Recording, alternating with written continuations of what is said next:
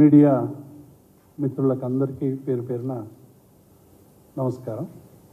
ప్రధానంగా 2-3 అంశాలు మీ ద్వారా రాష్ట్ర ప్రభుత్వానికి, రాష్ట్ర ప్రజలకి చెప్పడానికి ఈ ప్రెస్ మీట్ ఏర్పాటు చేయడం జరిగింది. ప్రధానంగా కాంగ్రెస్ ప్రభుత్వం 3 నెలలు, దాదాపు 3 నెలలు దాటింది. మార్చి 17కు 100 రోజులు దాటుతాయి.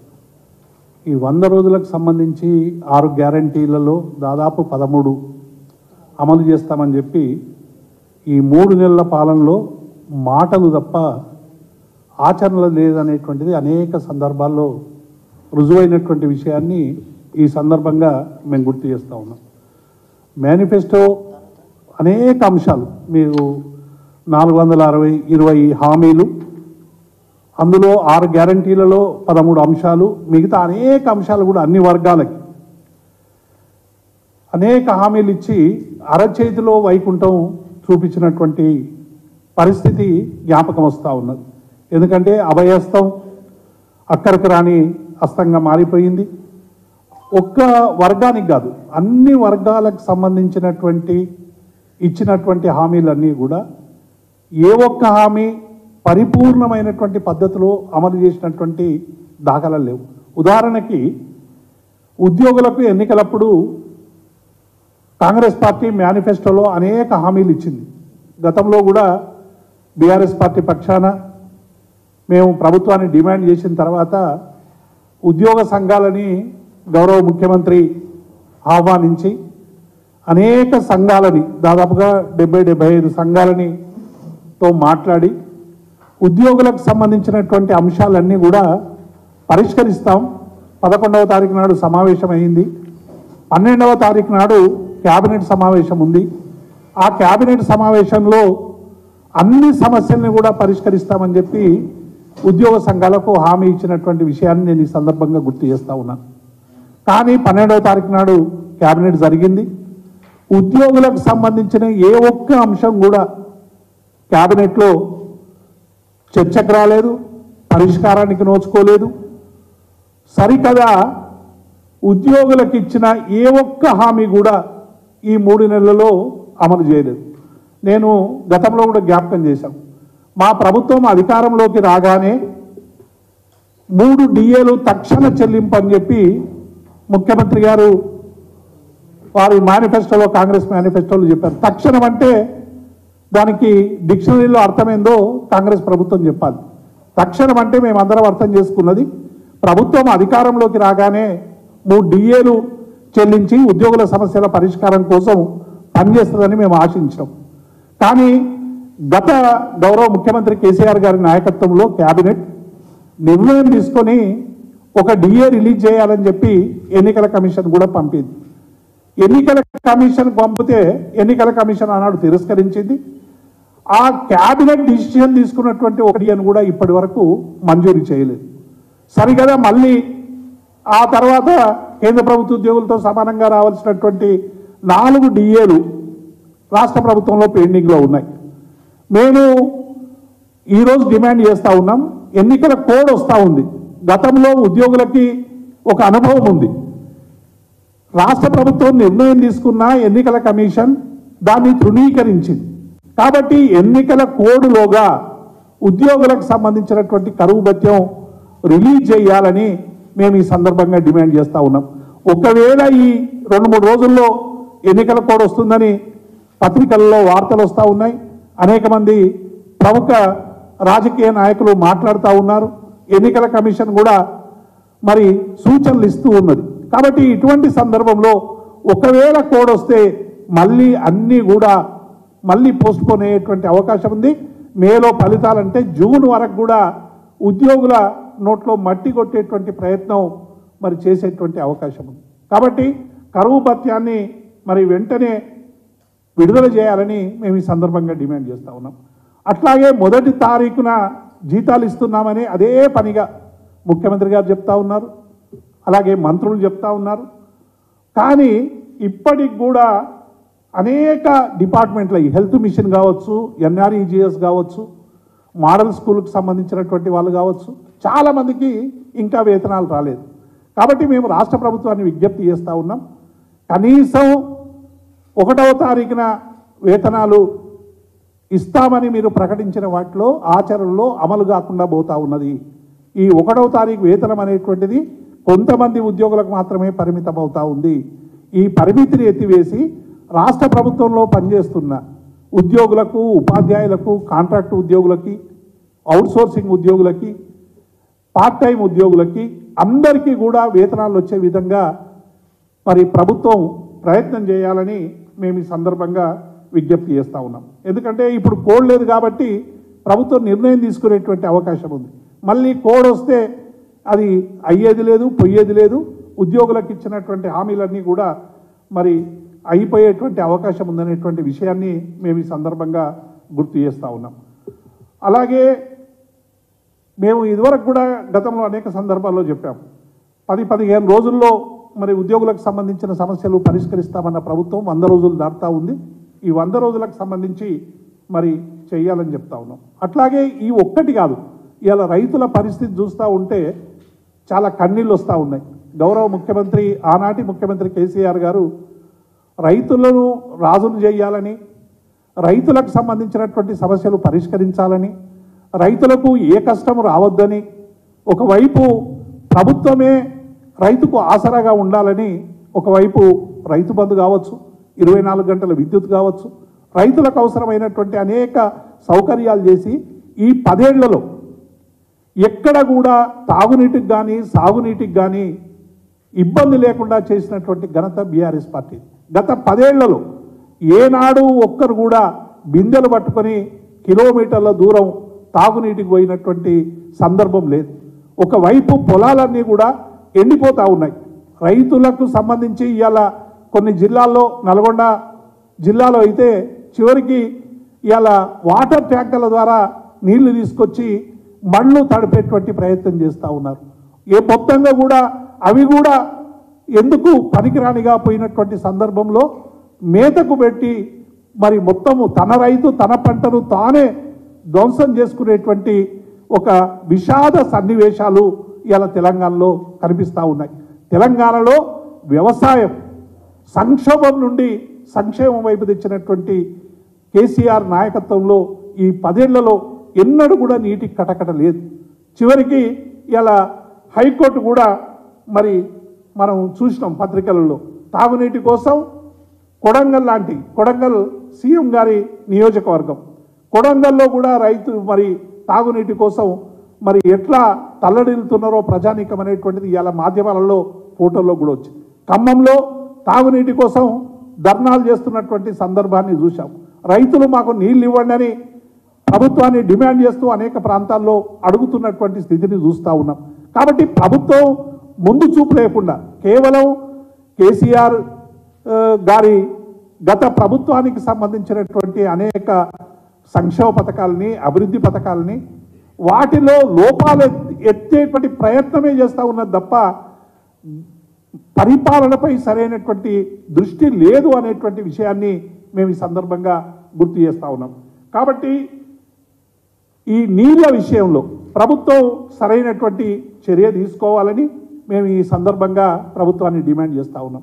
ముఖ్యమంత్రి గారు ఇది గ్రహించే 14 ఏళ్లుగా ఉద్యమకారునిగా తెలంగాణ ప్రాంత ప్రజల అవసరాలను గమనించి మిషన్ భగీరథ అనేటువంటి ఒక అద్భుతమైనటువంటి పథకం, ఇంటింటికి నీళ్లు తీసుకురావాలి అనేటువంటి ప్రయత్నం చేసి మిషన్ భగీరథ ద్వారా ఇవాళ రాష్ట్ర వ్యాప్తంగా ఉన్నటువంటి అన్ని ఆవాసాలకి, అన్ని కుటుంబాలకి నీళ్ళు ఇచ్చినటువంటి స్థితిని కనీసం వాటి మెయింటెనెన్స్కు సంబంధించిన పనైనా చేయకుండా ఇవాళ మిషన్ భగీరథ ఎక్కడికక్కడ సాంకేతికపరమైనటువంటి ఇబ్బందులు వస్తే కూడా వాటిని పరిష్కరించేటువంటి ప్రయత్నం చేస్తలేరు. మీరు కేసీఆర్ మీద కోపం ఉంటేనో, బీఆర్ఎస్ మీద కోపం ఉంటేనో మాపై ఎటువంటి కసైనా మీరు కక్కొచ్చు, ఎటువంటి రాజకీయపరమైనటువంటి విమర్శలు చేయొచ్చు. కానీ ప్రభుత్వం చేసినటువంటి మంచి పనులు వాటిని కొనసాగించాల్సినటువంటి బాధ్యతను ఇవాళ ఈ ప్రభుత్వం మరిచిపోతుందనేటువంటి విషయాన్ని మేము ఈ సందర్భంగా గుర్తు చేస్తూ ఉన్నాం. అట్లాగే కరెంటు విషయం కూడా ఇవాళ మనం చూస్తూ ఉన్నాం. ఎందుకు ఇవన్నీ కూడా మేము చెప్తా ఉన్నామంటే ఈ రాష్ట్ర ప్రభుత్వం కాంగ్రెస్ పార్టీ ఇచ్చినటువంటి మేనిఫెస్టో అన్ని వర్గాలకు ఇచ్చినటువంటి హామీలన్నీ కూడా ఏ ఒక్క హామీని కూడా సరైనటువంటి రీతిలో ఇలా అమలు చేయనటువంటి ప్రభుత్వంగా ఇది మిగిలిపోతున్నది అనేటువంటి విషయాన్ని మేము ఈ సందర్భంగా గుర్తు చేస్తాం. ఇక చివరికి ఒక మంత్రి అయితే దేవుడి దిక్కు చూడాలి నీళ్ళ గురించి అనేటువంటి ప్రకటన కూడా ఇలా చూసినాం. మీకు ఈ సందర్భంగా నేను గుర్తు చేస్తూ ఉన్నాను. గతంలో ఒక సందర్భంలో మెదక్ జిల్లా సింగూరు ప్రాజెక్టు కింద పరివాహక ప్రాంతంలో ఉన్నటువంటి రైతులందరూ ఒకసారి పోయి మా గౌరవ మంత్రి హరీష్ రావు గారిని నీళ్ళు వస్తున్నాయా, పంటలు ఎట్లా వండుతున్నాయి అంటే, సార్ మేము మొగులు దిక్కు చూడడం లేదు, ఇవాళ కేసీఆర్ దిక్కు చూస్తున్నాం. గతంలో మొగులు దిక్కు మేము చూసేది వర్షాల కోసం, వర్షాలు రాకున్నా మా చెరువులు నింపి మా పంటలను కాపాడినటువంటి ముఖ్యమంత్రి వైపు చూస్తున్నామని అనేక సందర్భాల్లో కేసీఆర్ గారి గురించి రైతులన్న మాటను నేను ఈ సందర్భంగా ఉదాహరిస్తా ఉన్నాను. కానీ ఇవాళ మీరు మొగులు దిక్కు చూడండి, దేవుడే దిక్కు, మేము కాపాడలేము అంటే ప్రభుత్వం ఏం చేయాలి? 10 ఏళ్లలో లేనటువంటి కొత్త సమస్య 2-3 నెలల్లో ఎందుకు వచ్చింది? మా కాళేశ్వరం, మేడిగడ్డ లాంటి ప్రాజెక్టుల ద్వారా అద్భుతమైనటువంటి నీటిని ఇచ్చి మొత్తం రైతాంగాన్ని కాపాడి, తాగునీరు సాగునీరు అన్నిటి కాపాడితే చిన్న రిపేర్లు కూడా చేయించకుండా నీటిని నిల్వ చేస్తే మళ్ళీ కాళేశ్వరం, మేడిగడ్డ ఎక్కడ పనిచేస్తుందో, పనిచేస్తే గత ప్రభుత్వానికి ఏం పేరు వస్తుందో అనేటువంటి ఒక అక్కస్తో ఇలా తెలంగాణ రైతాంగం నోట్లో మట్టి కొట్టేటువంటి పని చేస్తూ ఉంది. కాబట్టి మేము ఈ సందర్భంగా కేసీఆర్ను రోజు తిట్టడంలో మరి మీకు అందరూ కూడా పోటీ పడుతూ ఉన్నారు. ఒక మంత్రి ఇంకొక మంత్రి కేసీఆర్ను తిట్టడంలో పోటీ పడకండి, ప్రజా సమస్యల పరిష్కారంలో పోటీ పడండి. ఎవరు గెలవాలి, ఎవరు ఓడాలనేటువంటి తెలంగాణ ప్రజలు నిర్ణయిస్తారు. తెలంగాణ రాష్ట్రంలో గత 10 ఏళ్లలో మరి ఏం జరిగింది, ఏం జరగలేదనేటువంటి విషయాన్ని ప్రజలు మొన్న మీరు కల్పించినటువంటి భ్రమల వల్ల ఎన్నికల్లో తాత్కాలిక విజయం రావచ్చు, మీరు అధికారంలోకి వచ్చిన తర్వాత ప్రజా సమస్యల్ని మర్చిపోయి, ప్రజలకు ఇచ్చినటువంటి వాగ్దానాలు మర్చిపోయి ఇవాళ రైతులు అంటున్నారు, సార్ ఈ గవర్నమెంట్ ఎందుకు వచ్చింది, రోజు మా పరిపాలన చేసి మాకు రైతు బంధు ఇవ్వడానికా, నీళ్ళు ఇవ్వడానికా, కరెంట్ ఇవ్వడానికా? అట్లా కనబడతలేదు సార్. ఇది కేవలం కేసీఆర్ను తిట్టడానికి, గత ప్రభుత్వాన్ని విమర్శించడానికి వచ్చినటువంటి ఒక విచారణ సంఘంలాగా కనబడుతున్నది తప్ప ప్రభుత్వం ఇది పరిపాలన చేసేటువంటి ప్రభుత్వంగా కనపడతలేదనేటువంటి ఒక భావన ఇలా ప్రజల్లో నెలకొని ఉన్నది. కాబట్టి మేము ముఖ్యమంత్రి గారిని డిమాండ్ చేస్తూ ఉన్నాం, వెంటనే అన్ని వర్గాలకు ఇచ్చినటువంటి హామీలు అమలు చేయాలి. మీరు చెప్పిన డెడ్లైనే 0 నుంచి 100 అంటే మేము 100వ రోజు నాడే చేస్తాం. ఆ 100వ రోజు బహుశా 17 అయితే 17 నాడు కోడ్ వస్తుంది కాబట్టి మేము అమలు చేయలేకపోతున్నామని చేతులు ఎత్తేసేటువంటి అవకాశం ఉంది.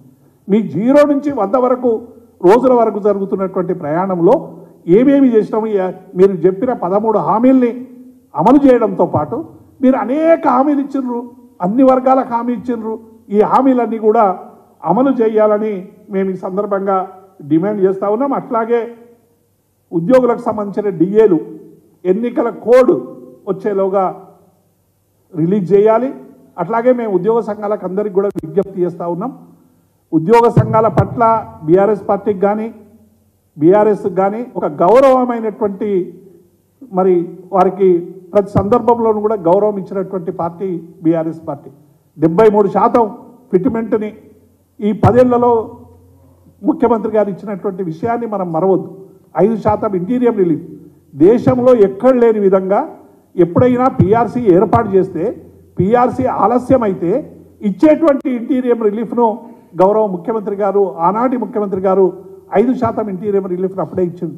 మరి 5% ఇంటీరియం రిలీఫ్ ఇచ్చినటువంటి కేసీఆర్ గారి మీద కొంతమంది చాలా మాటలు మాట్లాడుతూ ఉన్నారు. దయచేసి నేను చేసే విజ్ఞప్తి ఏంటంటే, ఏ ప్రభుత్వాలు ఉన్నా ప్రభుత్వ ఉద్యోగుల సమస్యలు పరిష్కరించాల్సినటువంటి బాధ్యత ఆయా ప్రభుత్వాలది ఉంటుంది.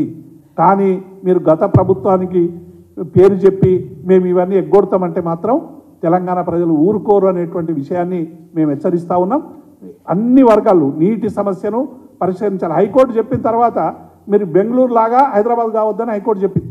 అంటే కారణం ఏంటంటే వారానికి ఒకసారి తుడుచుకోండి అని ఏదైతే కర్ణాటక కాంగ్రెస్ చెప్తా ఉన్నదో, నీళ్లకు ఎంత కటకట అవుతా ఉంది. నిజంగానే ప్రకృతి కరుణించగా ఒక్కొక్కసారి ఇబ్బందులు రావచ్చు, అది మేము కాంగ్రెస్ చేసిన పాపం అంటలేము. కానీ దాన్ని ఉన్నటువంటి నీటిని సమర్థవంతంగా వినియోగించుకోవాలి, ఎట్లా నీటిని తెచ్చి ప్రజలకు ఇవ్వాలనేటువంటి విషయంలో ఒక సరైనటువంటి ప్లాన్ లేదు. అందుకే ఇవాళ హైకోర్టు చాలా సీరియస్గా మరి కర్ణాటక లాగా హైదరాబాద్ కావద్దనేటువంటి విషయాన్ని చెప్పింది. వీటినన్నింటినీ దృష్టిలో పెట్టుకొని రాష్ట్ర ప్రభుత్వం ఈ సమస్యల పరిష్కారం కోసం కదలాలని, ఇక పార్లమెంట్లో మీకు పార్లమెంటుకు సంబంధించి కూడా ఏమనంటే ఎన్నికల్లో తెలుసుకుందాం, ఎన్నికల్లో పోదాం, ఇటువంటి రాజకీయపరమైనటువంటి విమర్శలు. బీఆర్ఎస్కి ఎన్ని సీట్లు ఇవ్వాలి, కాంగ్రెస్కి ఎన్ని సీట్లు ఇవ్వాలి, బీజేపీకి ఎన్ని సీట్లు ఇవ్వాలి అనేది ఆయా పార్టీలు నిర్ణయించే ప్రజలు నిర్ణయిస్తారు. ప్రజల మీద మాకు అత్యంత విశ్వాసం ఉంది. గత ఈ 100 ఏళ్ల పరిపాలనలో 100 రోజుల పరిపాలనలో రాష్ట్ర ప్రభుత్వం అనుసరిస్తున్నటువంటి ప్రజా వ్యతిరేక విధానాలు కావచ్చు, ఇచ్చిన హామీలు ఉల్లంఘన కావచ్చు, గత ప్రభుత్వం మీద చేస్తున్నటువంటి ఎదురుదాడి కావచ్చు, ఇవన్నీ తెలంగాణ ప్రజల మనసుల్లో నిక్షిప్తమైనవి. సందర్భం వచ్చినప్పుడు ఆ ఆగ్రహాన్ని, ఆ కోపాన్ని ఓట్ల ద్వారా తప్పకుండా కనబరుస్తారనేటువంటి విశ్వాసం మాకుంది. Thank you. జై తెలంగాణ.